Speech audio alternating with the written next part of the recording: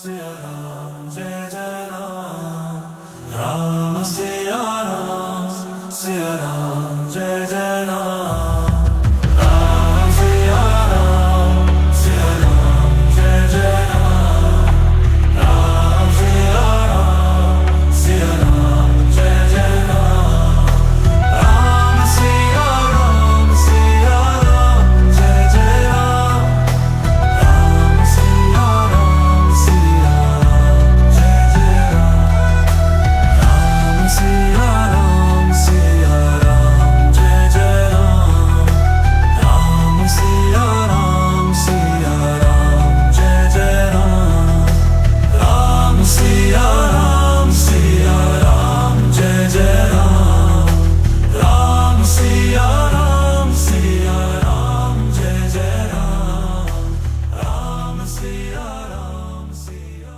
राम।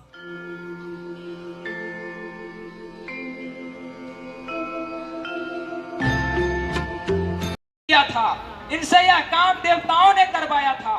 विपत्ति हमारी बिलो की बड़ी, मातु करी सोई आजू, रामू चाहे बन राजू, तजी होई सकल सुख काजू।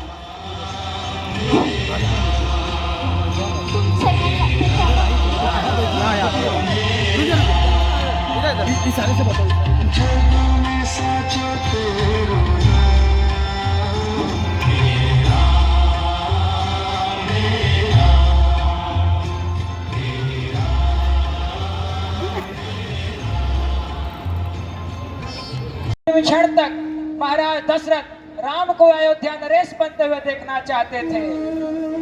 पिता का श्राद्ध संपन्न होते ही राजकुमार भरत ने सबको सूचना दे दी कि वे राम को वापस बुलाने के लिए वन जाएंगे। राजकुटुंब से जुड़े लोग जो भरत को जानते थे, उन्हें इसकी आशा थी। वे जानते थे कि भरत कभी भी राज स्वीकार नहीं करेंगे, पर वे सारे लोग यह भी जानते थे कि राम भी 14 वर्ष से पूर्व वापस लौटकर नहीं आएंगे। परिवार की स्त्रियां भी जानती थी कि न भरत राज स्वीकार करेंगे न राम। यह पारिवारिक संबंधों में समर्पण की पराकाष्ठा थी। ऐसे में कोई भी कुछ कर नहीं पा रहा था, क्योंकि सभी जानते थे इस स्थिति में राग केवल राम और भरत ही निकाल सकते थे। अपनी अपनी मर्यादा पर अडिग दो राजकुमारों के मध्य छिड़ा यह प्रेम का द्वंद्व समग्र संसार के लिए आदर्श बनने वाला था। अयोध्या के राज सिंहासन के आगे भूमि पे बैठे भरत ने भरे दरबार में कहा,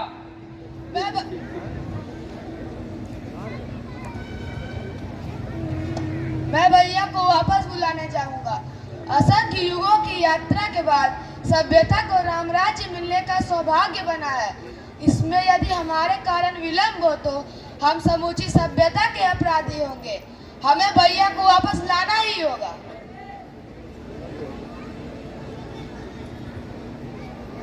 संसार के सबसे बड़े पाप के बोझ से दबा मैं अयोध्या का शापित राजकुमार किसी और से क्या ही निवेदन करूं।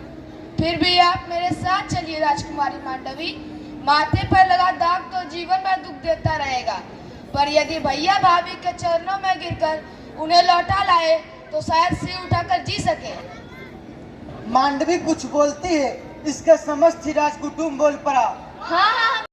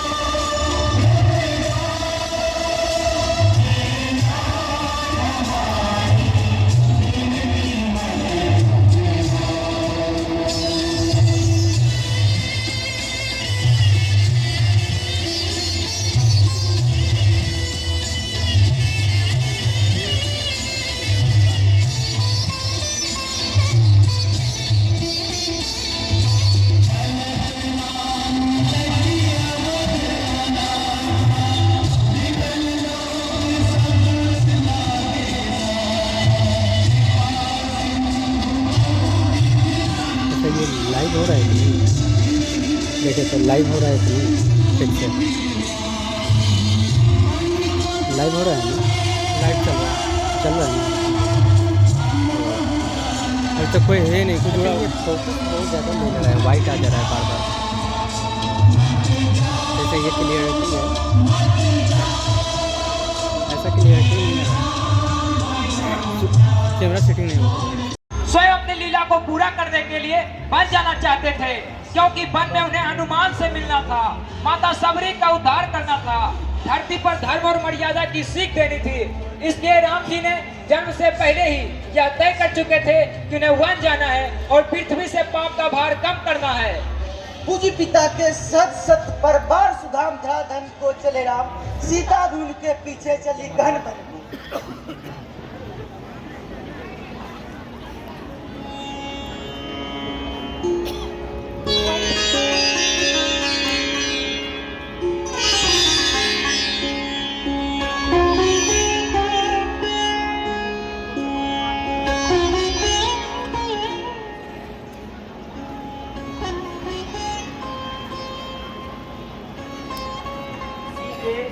तुम कहा वन का जीवन बहुत ही ठीक कोई दिक्कत नहीं। सीते तुम कहा वन का जीवन बहुत ही कठिन है, ना रहने का ठीक स्थान, ना भोजन का ठिकाना, कदम कदम पर मुसीबतें हैं। तुम महलों में पली हो, ऐसा जीवन कैसे व्यतीत करोगी? मेरी यही महागति है, मती ही पत्नी।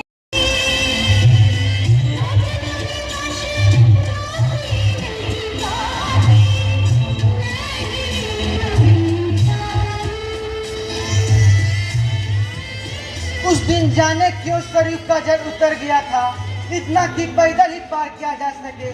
जैसे समुची प्राकृति टकटकी लगाए देख रही हो कि दो साधु जनों के मध्य से धर्म संकट के द्वंद में कौन विजयी होता है। सब कुछ जैसे ठहर गया था, पशु पक्षी हवा नदी धूप। सत्ता नदियों को पार करने के लिए पुल बांधती है, प्रेम नदी को ही बांध देता है। यह सामान्य आंखों से दिखने वाली वस्तु नहीं थी, पर जो देख सकते थे वे देख रहे थे।